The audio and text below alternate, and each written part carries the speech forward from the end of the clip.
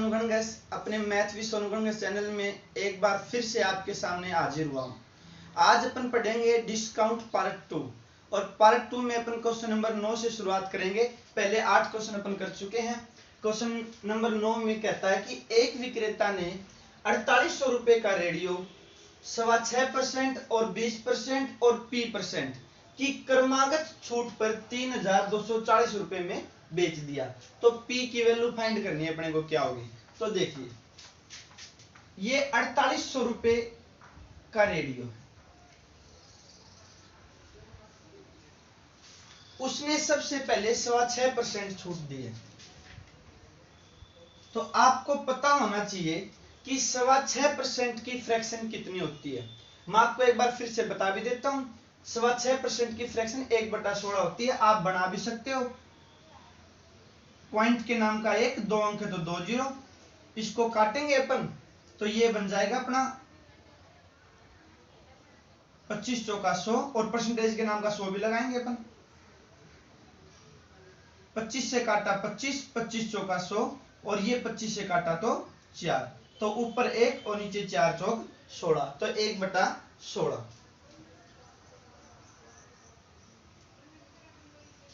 आप मुझे इतना बताइए कि एक 4800 रुपए की वस्तु का अगर मैं 1/16 निकालना चाहूं तो कितना आएगा, 300 रुपए। यानी मैं बोल सकता हूं कि इस पर पहले 300 रुपए की छूट दी गई है और इसको कितने रुपए में बेचा गया है, 4500 रुपए में।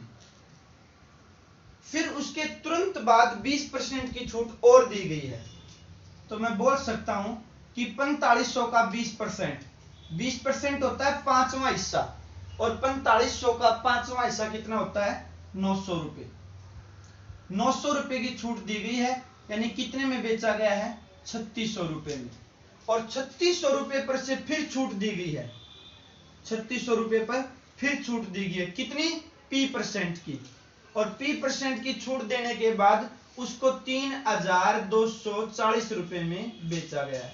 तो अपने को इस P का मान ही निकालना है। आप मुझे इतना बताइए कि 3600 रुपए की वस्तु को आप 3240 रुपए में बेच रहे हो, तो आप कितने रुपए का डिस्काउंट दे रहे हो, 360 रुपए का।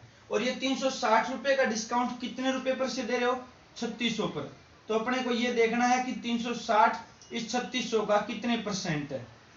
तो साफ शब्दों में मैं बोल सकता हूं कि ये 360 3600 का 10% है, और ये 10% ही अपनी किसकी वैल्यू है, P की वैल्यू। ये है इस क्वेश्चन का आंसर। नेक्स्ट क्वेश्चन, एक व्यापारी द्वारा 15% छूट देने पर 19% लाभ होता है। अगर 10% की छूट दी जाए तो कितने प्रतिशत का लाभ होगा। तो देखिए ये क्वेश्चन अच्छी तरीके से देख लेना, क्योंकि आगे वाले क्वेश्चन इसी तरीके से होंगे। याद रख लेना कि छूट हमेशा डिस्काउंट बट्टा अंकित मूल्य पर दिया जाता है, फेस वैल्यू पर, और जो प्रॉफिट और जो लॉस होता है वो हमेशा सीपी पर होता है, क्रय मूल्य पर। तो अपन ऐसे क्वेश्चन में सबसे पहले लिखेंगे अपन अंकित मूल्य, फेस वैल्यू, उसके बाद लिखेंगे अपन विक्रय मूल्य, सेल प्राइस, और उसके बाद लिखेंगे अपन सीपी, क्रय मूल्य, कॉस्ट प्राइस। ये तीन एक लाइन में लिखोगे आप। फिर उसके बाद देखो कि 15% की छूट दी गई है। 15% की फ्रैक्शन कितनी होती है, 3/20। यानी मैं बोल सकता हूं कि 20 रुपए पर 3 रुपए की छूट दी गई है। अगर वस्तु 20 रुपए लिखा था, उसके ऊपर 3 रुपए की छूट दी गई है, तो कितने में बेचा गया, 17 रुपए में। फिर 10% की छूट दी गई है। 10% की फ्रैक्शन कितनी होती है, 1/10। 10 रुपए पर 1 रुपए लाभ कमाया गया है, सॉरी 19% की प्रॉफिट हुआ, तो 19% की फ्रैक्शन बनाओ तो 19/100, यानी 100 रुपए पर कितने रुपए का लाभ हुआ है, 19 रुपए का। तो 100 रुपए पर 19 रुपए का लाभ होके कितने में बेच दिया, 119 में। अब मैं यहां से एक लाइन खींच दूंगा, जहां पर भी जगह खाली दिखे आपको वहां पर आप पड़ोसी संख्या भर दो। यहां जगह खाली है तो यहां आ जाएगा 17, क्योंकि इसके पड़ोस में 17 है, और यहां जगह खाली है तो यहां आ जाएगा 119, क्योंकि मैंने आपको बता रखा है कि जहां जहां पर भी जगह हो वहां पर पड़ोसी संख्या भर दो, या तो दाएं की या बाएं की, ऊपर नीचे की संख्या नहीं भरनी है। तो अब इसको गुणा करने से पहले अगर तीनों लाइनों में से कोई कट रहा है तो आप काट सकते हो। 17 से 17 कैंसिल, 17 सत्ते 119, तो ये हो गया 20 सत्ता 140, यहाँ 119 और यहाँ बच गया 100। यानी मैं बोल सकता हूं कि मैं उस वस्तु को 100 रुपए में लेके आया था, मैंने आते ही उसके ऊपर 140 लिख दिए और फिर 15% की छूट देने के बाद उसको 119 रुपए में बेच दिया और मुझे 19% का क्या हुआ, प्रॉफिट। फिर उसके बाद बोल रहा है कि अगर डिस्काउंट बट्टा 10% का दिया जाता, अंकित मूल्य कितना निकाला है 140, अगर मैं इस पर 10% की छूट देना चाहूं तो 140 का 10% कितना होता है 14 रुपए। 14 रुपए छूट देना चाहूं तो वो कितने में बिकेगी 126 रुपए में, और मैंने खरीदी कितने में है 100 रुपए में। 100 रुपए में खरीदी है, अगर मैं 126 में बेचूंगा तो मुझे 26 रुपए का लाभ होगा। कितने रुपए पर से 100 रुपए पर से, तो मैं बोल सकता हूं कि मुझे 26% का प्रॉफिट हो गया। इस क्वेश्चन को आप दूसरे तरीके से भी कर सकते हो। दूसरा तरीका कौन सा है देखिए,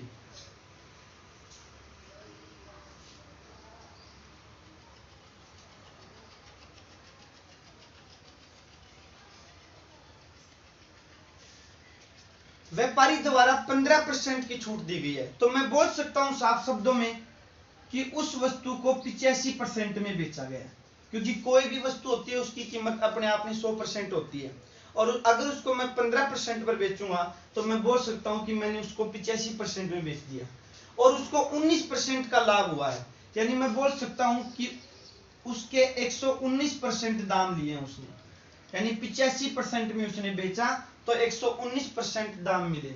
फिर बोल रहा कि अगर 10% छूट पर बेचता यानी 90% में बेचता तो कितने प्रतिशत का लाभ होता है, यानी कितने दाम मिलते, पहले ये निकालूंगा मैं। तो इन दोनों की गुणा और इन दोनों की गुणा आपस में इक्वल कर दो आप, तो 85% इंटू एक्स और 119% इंटू 90, यहां से आप काट सकते हो प्रतिशत से प्रतिशत, और 17 पंजे 85, 17 सत्ते 119 और 5 से काटा तो 18 पंजे 90, x बराबर 18 सत्ते 126%। यानी मैं बोल सकता हूं कि उसके 126% दाम मिलेंगे, जबकि वो वस्तु कितने परसेंट की थी 100% की, यानी ऊपर के कितने हुए 26%, और ये मेरा क्या हो गया प्रॉफिट हो गया, लाभ हो गया। तो इस क्वेश्चन को आप इस तरीके से भी कर सकते हो। नेक्स्ट क्वेश्चन, एक वस्तु को 1250 रुपए में बेचकर एक आदमी 20% बट्टा देता है, यानी मैं इसको ऐसे भी बोल देता हूं कि उसने 20% डिस्काउंट दिया है और 1250 रुपए में बेचा है और उसको 25% का क्या हुआ है लाभ हुआ है। फिर बोल रहा है कि अगर बट्टा 4% दिया जाता तो बताओ लाभ प्रतिशत कितना होता। तो मैं वही लिखूंगा, यहां फेस वैल्यू, यहां एसपी और यहां सीपी।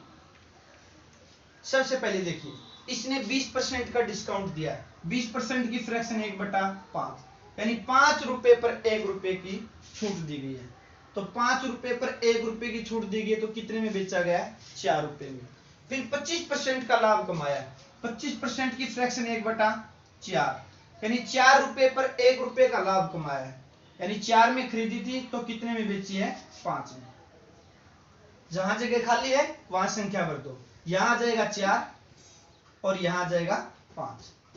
बस इतना याद रख लेना, जब कभी भी आप छूट देते हो तो छूट हमेशा अंकित मूल्य पे ही दी जाती है, फेस वैल्यू पर, और अंकित मूल्य पर देंगे तो नीचे वाला अंकित मूल्य ही होता है, और जब लाभ और हानि होती है तो नीचे वाला हमेशा क्रय मूल्य होता है। इनकी गुणा करेंगे तो 5 गुणा 5 25, यहाँ 5 चौका 20 और यहाँ 4 चौक 16। फिर उसके बाद बोल रहा है कि अगर बट्टा 4% दिया जाता, देखिए आप यहां बोल रहा है कि एक वस्तु 1250 रुपए में बेची गई है, तो यहां 1250 रुपए अपने लिए कोई मायने नहीं है। क्यों? क्योंकि यहां पर उसने सिर्फ लाभ परसेंट पूछा है, और लाभ परसेंट पूछा है तो इस वैल्यू ये वैल्यू ले चाहे ना ले कोई फर्क नहीं पड़ेगा उससे। यहां उसने 4% का बट्टा देने की बात बोली है, तो अंकित मूल्य कितना हो गया 25, और 25 का 4% की फ्रैक्शन होती है 1/25, यानी 25 का 25वां हिस्सा कितना होता है 1, ₹1 की छूट देंगे तो कितने में बेची जाएगी?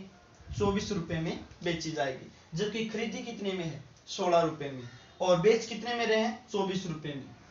तो कितने रुपए का लाभ कमाया? 8 रुपए का। और ये 8 रुपए का जो लाभ कमाया है, ये कितने रुपए पर से कमाया है? 16 रुपए पर से, और परसेंटेज के नाम का 100।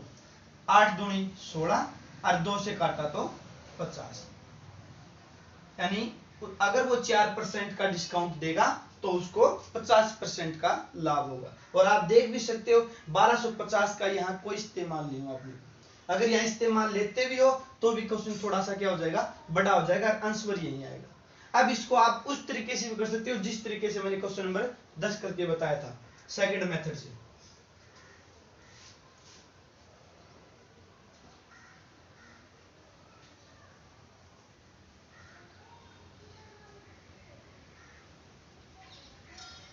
देखिए 20% डिस्काउंट पर बेचा गया है, 20% डिस्काउंट पर बेचा गया, तो मैं बोल सकता हूं कि इसको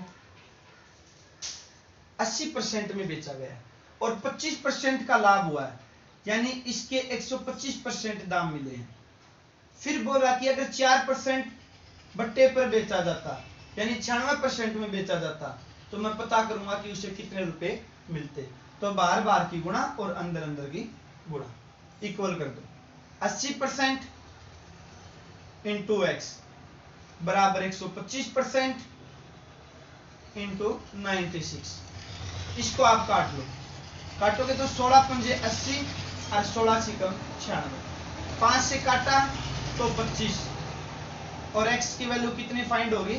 25 से काट 150%, यानी मैं बोल सकता हूं कि उसके 150% दाम मिले हैं। और वस्तु कितने परसेंट की थी? 100% की। 100% की वस्तु 150% दाम मिले, यानी मैं बोल सकता हूं कि 50% का क्या हुआ है? प्रॉफिट हुआ है। आंसर आपका वही रहेगा। इस वैल्यू का इस्तेमाल तब लेना है जब वो लाभ परसेंट ना पूछे, या फिर अपने से क्रय मूल्य पूछ ले, या विक्रय मूल्य पूछ ले, या अंकित मूल्य पूछ ले, तब इस वैल्यू का इस्तेमाल लेना अपने को। नहीं तो कोई जरूरी नहीं है अगर लाभ परसेंट पूछता है तो। क्वेश्चन नंबर 12, एक व्यापारी 15% का बट्टा देकर एक वस्तु पर 1260 रुपए अंकित करके 19% लाभ कमाता है। यानी मैं साफ शब्दों में कहना चाहूं तो उस वस्तु का अंकित मूल्य 1260 रुपए है, और उसको 15% बट्टे पर बेचा जाता है डिस्काउंट पर, और 19% का प्रॉफिट कमाया जाता है। तो उस वस्तु का लागत मूल्य पूछ रहा है, खरीद मूल्य यानी शिपिंग कॉस्ट प्राइस, क्रय मूल्य। तो देखिए यहां मैंने फेस कीमत लिखी, यहां मैंने सेल प्राइस, और यहां शिपिंग क्रय मूल्य। 15% बट्टा, अभी भी मैंने फ्रैक्शन बताई थी 3/20, और 20 रुपए पर 3 रुपए की छूट देंगे तो कितने में बिकेगी? 17 में। और 19% लाभ कमाया, 19% यानी 19/100, यानी वस्तु 100 रुपए की थी तो 19 रुपए लाभ पर 119 में बेचा है। यहाँ जगह खाली है तो 17, और यहाँ कितना आ जाएगा? 119, क्योंकि पड़ोसी संख्या बढ़ दी अपन ने। 17 से काटा तो 7 पर, 20 सत्ता 140, 119 और 100, और यही रेशो अपना क्वेश्चन नंबर 10 में आया था, क्योंकि 15% की छूट दी गई थी, 19% का लाभ हुआ था, और वही काम यहाँ कर रहा है, तो रेशो वही रहेगा। अंकित मूल्य, विक्रय मूल्य और क्रय मूल्य, तीनों का रेशो 140 अनुपात 119 अनुपात 100, यानी 100 में खरीदी, 140 लिखे और 119 में बेच दी। फिर बोल रहा कि अंकित मूल्य उसका 1260 रुपए है। अंकित मूल्य कितना दिया उसने? 1260। देखो ये सभी डुप्लीकेट वैल्यू है, क्योंकि अपन ने निकाली है। ओरिजिनल जो फेस वैल्यू है वो कितनी दी है? 1260 रुपए दी है। तो अपने को लागत मूल्य पूछा है। अपन ये देखेंगे कि 1260 रुपए 140 का कितने गुणा है, जितने गुणा होगा उतने गुणा अपन 100 का कर देंगे और अपना आंसर आ जाएगा। तो ये 0 से 0 और 14 निमा 126, तो मैं बोल सकता हूं कि 9 गुणा है। और अगर मैं इसका 9 गुणा करूंगा तो 100 गुणा 9 कितना हो गया? 900, ये अपना आंसर होगा। अगर विक्रय मूल्य पूछता है एसपी प्राइस, तो मैं 119 का 9 गुणा कर देता, अपने सामने विक्रय मूल्य आ जाता। तो ये इस क्वेश्चन का आंसर। नेक्स्ट क्वेश्चन नंबर 13, 1080 रुपए क्रय मूल्य वाली वस्तु पर कितने रुपए अंकित किए जाएं ताकि 16 से 2/3% का बट्टा देकर भी 11/1/9% का लाभ कमाया जा सकता है। देखो मैं आपको बताता हूं, जब कभी भी किसी भी क्वेश्चन में ये लाइन लिखी आ जाए कि इतने परसेंट की छूट देकर भी इतने परसेंट का लाभ कमाया जाता है, तो सीधे सीधे 3 शब्द लिख लेना, अंकित मूल्य, विक्रय मूल्य और क्रय मूल्य। इससे आपका क्वेश्चन आसान हो जाएगा। तो यहाँ बोल रहा है कि क्रय मूल्य इस बार 1080 रुपए है, और यहाँ अपने को क्या पूछा गया है, अंकित मूल्य पूछा गया है। और इस क्वेश्चन में अंकित मूल्य दिया था और अपने को पूछा क्या था, क्रय मूल्य। छूट कितने की दी है, 16/2/3%। फ्रैक्शन कितनी होती है, 1/6। और छूट किस पर दी जाती है, अंकित मूल्य पर, यानी 6 रुपए पर 1 रुपए की छूट दी गई है। अगर अंकित मूल्य 6 रुपए होगा तो 1 रुपए छूट पर कितने में बेचा जाएगा, 5 रुपए में। फिर 11/1/9% का क्या हुआ है, प्रॉफिट। तो 11/1/9 फ्रैक्शन कितनी होगी, 1/9, यानी 9 रुपए की वस्तु 1 रुपए लाभ पर बेच दी। 9 रुपए की वस्तु 1 रुपए लाभ पर कितने में बेच दी, 10 में। यहां जगह खाली है 5 और यहां जगह खाली है 10। अब जो कट रहा है आप काट सकते हो, क्योंकि इनकी गुणा करोगे, गुणा करने के बाद काटना पड़ेगा, इससे अच्छा यही काट लो। 5 से 5 से 5 दूनी 10। ध्यान रहे, एक लाइन का अगर एक अक्षर कट रहा है तो बाकी लाइनों का भी एक ही अक्षर कटना चाहिए। कभी ये 5 से काट दे, इसको भी 5 से काट बैठो, क्योंकि यहाँ 2 बार कट जाएगा, जबकि काटना कितने बार है, 1 बार। यहां बच गया अब 9, यहां बच गया 10 और यहां बच गया 6 दूनी 12। मैं बोल सकता हूं कि अगर मैंने वह वस्तु 9 रुपए में खरीदी थी तो मैंने इसके ऊपर कितने रुपए लिख दिया, 12, और कितने में बेचा, 10 में। यानी अंकित मूल्य, विक्रय मूल्य और क्रय मूल्य का रेशो आ गया 12:10:9। फिर बोल रहा है कि क्रय मूल्य 1080 रुपए है, तो यहां लिख लिया मैंने क्रय मूल्य, क्योंकि अपने को क्रय मूल्य ही दिया है और अंकित मूल्य पूछा है। तो ध्यान रखे कि ये 9 का जितने गुणा होगा उतने ही गुणा आप यहां कर देना। यहां क्रय मूल्य 9 तो अंकित मूल्य 12, क्रय मूल्य 1080 तो अंकित मूल्य कितना होगा, ये 9 का है 120 गुणा, तो मैं यहां भी 120 की गुणा कर दूंगा। 120 गुणा 12 कितना हो गया, 1440 रुपए। ये इस क्वेश्चन का आंसर है। अब चलते हैं अपन नेक्स्ट क्वेश्चन पर।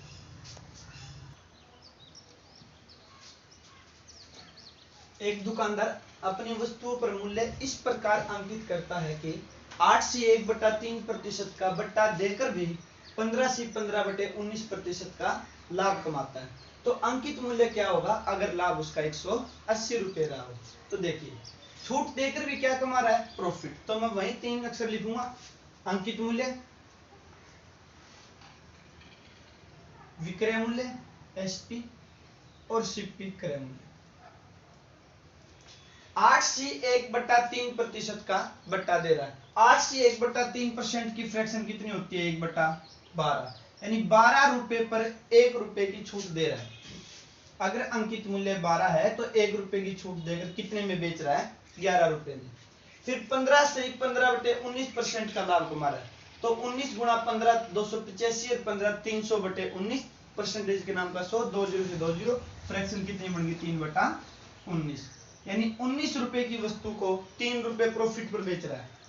19 रुपए की वस्तु 3 रुपए प्रॉफिट पर कितने बेच रहा है, 22 रुपए में। अब जहां जगह खाली है वहां पड़ोसी संख्या भर दो, यहाँ 11 आ गया और यहाँ पड़ोसी संख्या क्या है, 22।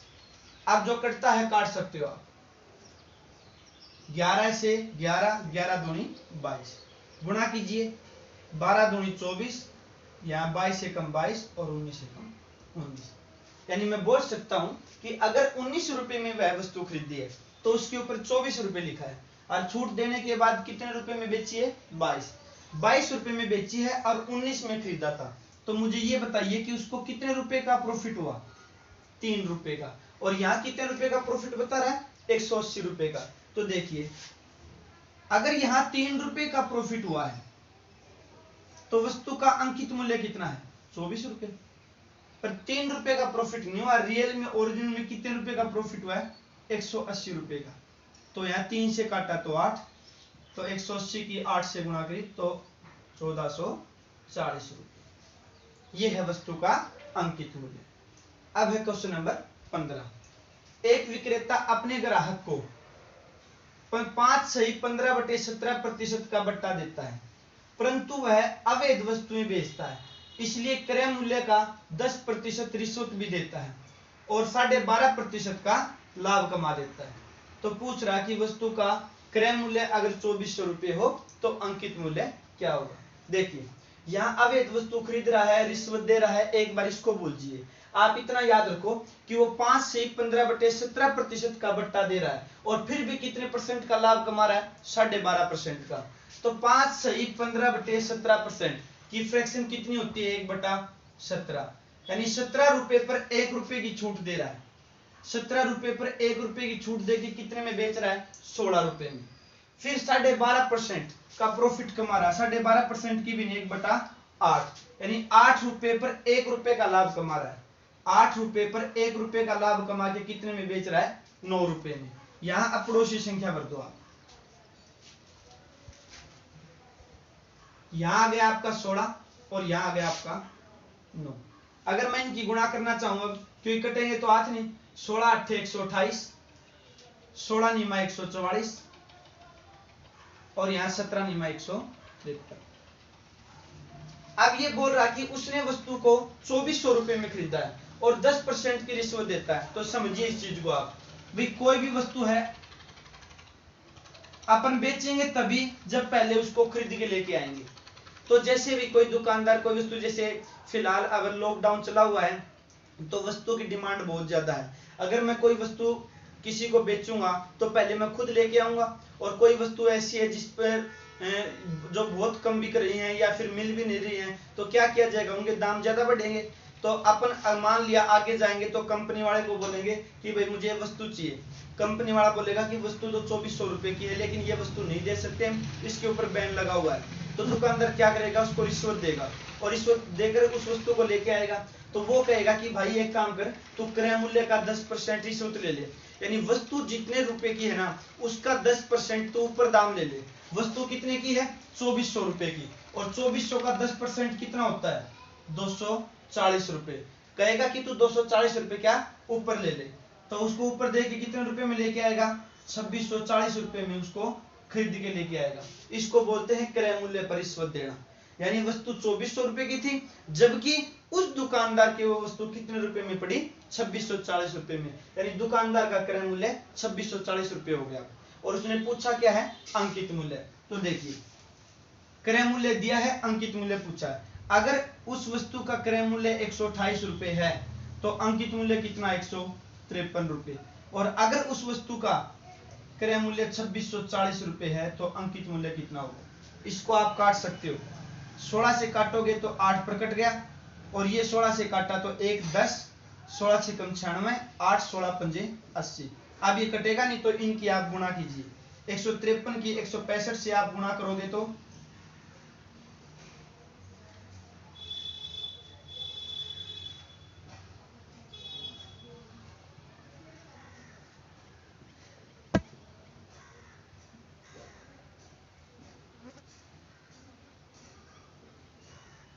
तो ये आ गया आपका 25,245 रुपए। अब इसको 8 से क्या कर दो, डिवाइड। देख लेना गुणा में अगर कहीं गलती होगी तो आप खुद से कर लेना। 8 से डिवाइड करोगे तो 8 तिया 24, 1 12, 8 एकम 8, 4 8 पंजे 40, 4 8 पंजे 40, 5 और 8 6 48, 2 लगभग में 8 दूनी 16। तो ये होगा वस्तु का अंकित मूल्य। ये है क्वेश्चन नंबर 15 का आंसर। अब है क्वेश्चन नंबर 16। एक दुकानदार 16 वस्तुओं की खरीद पर, अच्छा क्वेश्चन है, 16 और 17 एक जैसे हैं, बहुत ही बढ़िया क्वेश्चन है, काफी बार एग्जाम में पूछे गए हैं। एक दुकानदार 16 वस्तुओं की खरीद पर 3 वस्तु मुफ्त देता है, साथ ही अपने ग्राहक को 5% का बट्टा भी देता है, फिर भी 28% का प्रॉफिट कमाता है। एक वस्तु का अंकित मूल्य व क्रय मूल्य का अनुपात क्या होगा। तो देखिए आप एक बार इस लाइन को बोलिए, क्योंकि आपको ये लाइन कंफ्यूज करेगी कि 16 वस्तु कोई खरीदेगा तो 3 वस्तु मुफ्त देगा। ये बाद में देखेंगे, पहले यहां देखिए आप कि वो 5% का बट्टा देकर भी कितने परसेंट का लाभ कमा रहा है, 28% का। तो वही 3 अंक लिखेंगे, अंकित मूल्य, विक्रय मूल्य और क्रय मूल्य। उससे अपना क्वेश्चन बिल्कुल आसान हो जाएगा। यहाँ अंकित मूल्य फेस वैल्यू, यहाँ विक्रय मूल्य और यहाँ क्रय मूल्य। 5% का डिस्काउंट दे रहा है। 5% की फ्रैक्शन कितनी होती है? 1/20, यानी 20 रुपए पर 1 रुपए की छूट दे रहा है।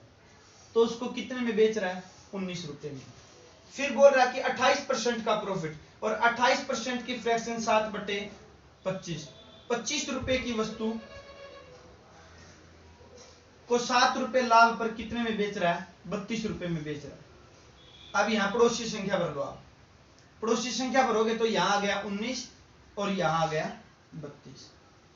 इनकी गुणा करो, 25 की 19 से गुणा करोगे तो 250, 225 कितना हो गया? 475। और यहां गुणा करेंगे तो 640, और यहां गुणा करेंगे तो 570, और 38 कितना हो गया? 608। अब मैं बोल सकता हूं कि अगर उसने वह वस्तु 475 रुपए में खरीदी है तो उनके ऊपर 640 रुपए लिखा और बेचा कितने में? 608 में। अब आ जाओ इन पर। वो बोल रहा है कि 16 वस्तु की खरीद पर वो 3 वस्तु मुफ्त दे रहा है। आप मुझे इतना बताइए कि जो वस्तु वो मुफ्त दे रहा है, क्या उसने वो अपने घर पर बनाई थी? लेके तो आया ही था, दाम तो उसके लगे ही थे। यानी मैं बोल सकता हूं कि 16 वस्तु ये और 3 वस्तु वो टोटल मिलाकर 19 वस्तु खरीद के लेके आया है। और 19 वस्तु कितने रुपए में खरीद के लाया है? 475 रुपए में। तो 19 से अगर मैं इसको काटूं तो यानी एक वस्तु कितने रुपए में खरीद के लाया? 25 रुपए में।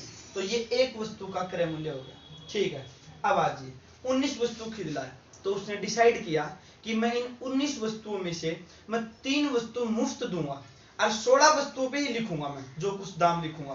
तो यानी जो अंकित मूल्य उसने लिखा वो 16 वस्तुओं पर लिखा, क्योंकि जो मुफ्त में दे ही रहा है उस पर लिखने का क्या फायदा। तो जो अंकित मूल्य लिखेगा वो कितनी वस्तुओं पर लिखेगा? 16 वस्तुओं पर। यानी मैं बोल सकता हूं कि 16 वस्तुओं पर उसने कितने रुपए लिखे? 640। तो एक वस्तु पर कितने लिखेगा? 40 रुपए। तो ये हो गया एक वस्तु का अंकित मूल्य और ये एक वस्तु का क्रय मूल्य। अगर मैं इसको काटना चाहूं 5 अट्ठे 40 और 5 से 25, तो एक वस्तु का अंकित मूल्य और क्रय मूल्य का रेशो कितना होगा? 8:5। ये इस क्वेश्चन का आंसर है। अब ध्यान दीजिए, अपन ने यहाँ 19 से काटा, यहाँ अपन ने 16 से काटा, तो अपने को विक्रय मूल्य से तो कोई लेना देना नहीं है ना, तो इसलिए विक्रय मूल्य की गुणा करनी कोई जरूरी नहीं है, टाइम वेस्ट नहीं करना है। नंबर दूसरी बात, यहां पर भी इनकी गुणा करने की कोई जरूरत नहीं है, आप सिर्फ इनकी गुणा ऐसे लिख दो 25 गुणा 19, बस ये समझ लो कि गुणा हो गई। और यहाँ 32 की 20 से भी गुणा करने की जरूरत नहीं है, आप सिर्फ लिख दो यहाँ पर 32 गुणा 20। और अब काटोगे तो देखो 19 से 19 कट गया, और 16 दूनी 32 और 20 दूनी 40 और 25 का 25। न तो इनकी गुणा करने की जरूरत और न इनकी गुणा करने की जरूरत, क्योंकि इसका तो कोई रोल ही नहीं है। और इनकी गुणा भी करेंगे तो ऐसे लिख दो ताकि अपने टाइम की सेविंग होगी। अब इस क्वेश्चन को आप दूसरे तरीके से भी कर सकते हो। दूसरे तरीके से कैसे? देखो,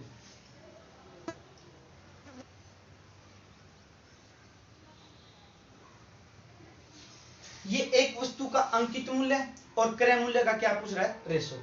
आप दिमाग लगाओ कि वह बंदा 5% डिस्काउंट पर वस्तु बेच रहा है, तो मैं बोल सकता हूं कि 5% पर बेच रहा है, यानी कितने परसेंट में बेच रहा है? वो 95% में बेच रहा है। और 28% का लाभ कमा रहा है, मतलब वो कितने परसेंट दाम कमा रहा है? 128%। 95% में बेच रहा है और 128% दाम ले रहा है। तो आप मुझे इतना बताइए कि 95% में कितनी वस्तु बेच रहा है? 16 और 3 19 वस्तु। 19 वस्तु वो 95% में बेच रहा है, जबकि 128% दाम वो ले रहा है। वो कितनी वस्तुओं की ले रहा है? वो सिर्फ 16 वस्तुओं की ले रहा है, क्योंकि यहां बेचेगा पूरी 19 की 19, लेकिन दाम लेगा 16 के। 3 तो फ्री की दे रहा है। और इसको आप काटोगे तो 16 अट्ठे 128 और 19 पंजे 95। तो एक वस्तु के अंकित मूल्य और क्रय मूल्य का रेशो कितना हो गया? 8:5। इसको आप यहां पर भी थोड़ा दिमाग लगा के शॉर्ट बना सकते हैं। अब है क्वेश्चन नंबर 17। मैं इसी तरीके से कर देता हूं इसको। अब यहां देखिए, ये 11 वस्तु कोई खरीदेगा तो एक वस्तु मुफ्त देगा, फिर 4% का बट्टा देकर भी वो 32% का लाभ कमा रहा है। आप मुझे इतना बताइए कि 4% का वो बट्टा दे रहा है, इसका मतलब वो कितने परसेंट में बेच रहा है? 96% में। 32% का लाभ कमा रहा है, यानी दाम कितने परसेंट ले रहा है वो? 132%। भाई वो 96% में बेच रहा है। कितनी वस्तु? 11 और 1 12 वस्तु। जबकि वो 32% यानी 132% दाम ले रहा है कितनी वस्तुओं पर? 11 वस्तुओं पर, क्योंकि 132% दाम तो 11 के लेगा, एक तो फ्री दे रहा वो। और इसका रेशो निकालेंगे आप तो 11 से काटा तो ये 12 और 12 8 96। अगर मैं इनको भी काटूं तो 4 3 12 4 दूनी 8। तो एक वस्तु के अंकित मूल्य और क्रय मूल्य का रेशो कितना होगा? 3:2। नंबर दूसरी बात, मैं आपको एक छोटी सी बात और भी बताता हूँ। कई बच्चों की क्या ये तरीका थोड़ा है याद नहीं रहेगा, वो ये भूल जाते हैं कि किसके नीचे 12 करें और किसके नीचे 11 करें। इसकी भी मैं थोड़ी सी ट्रिक बता देता हूँ, 99% काफी काम आएगी। देखिए ये 96% लिख लिया, 4% की छूट दी, 32% लाभ कमाया, यानी 132% बेच दिया। आप ये देखिए 11 और 1 12 और एक तरफ 11 है, तो ये 11 से तो कटने से रहा, 11 से ये कट रहा है, इसका मतलब इसके नीचे 11 आएगा। और 11 और 1 12 करूंगा, ये 12 से कट रहा है, क्योंकि अगला ऐसा क्वेश्चन देता ना वो बिल्कुल बना के देता है। ये नहीं कि इसके नीचे 11 करोगे इसके नीचे 12 करोगे फिर वो कटने में नहीं आएगा। तो ये ऐसा भी थोड़ा सा दिमाग लगा सकते हो आप। तो आज के लिए सिर्फ इतना ही। अगर आपको हमारी वीडियो अच्छी लगती है तो उसे लाइक करें, शेयर करें, कमेंट्स करें और अपने चैनल को सब्सक्राइब जरूर करें। अब अपन पार्ट 3 में फिर मिलेंगे, तब तक के लिए नमस्कार।